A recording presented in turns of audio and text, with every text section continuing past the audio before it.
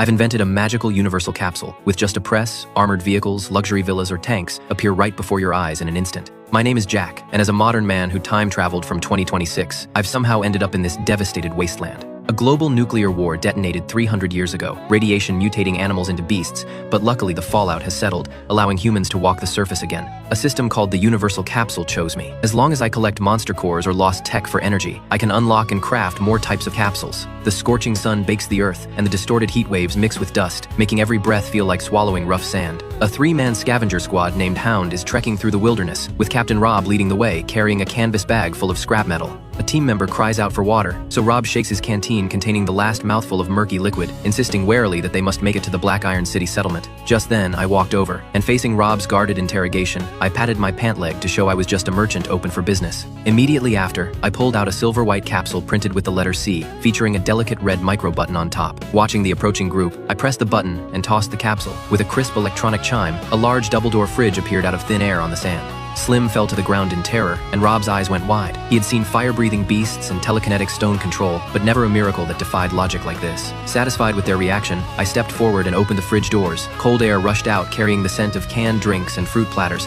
making all three gulp in unison. I cracked open an ice-cold soda from the old era and told them it costs just one level 1 crystal core or 220 pounds of scrap metal. I took a sip contentedly, and while Rob's reason warned him it might be a trap, his body's instinct made it impossible to refuse that cold liquid. Hearing Rob say they only had 88 pounds of scrap, I looked a bit disdainful but still kindly tossed a bottle to each of them. Rob trembled as he chugged a huge mouthful, the refreshing mix of carbonation and cold liquid moving him almost to tears. Watching them, I pointed at the fridge and said that as long as they can pay, I can provide anything from food and weapons to villas and armored vehicles.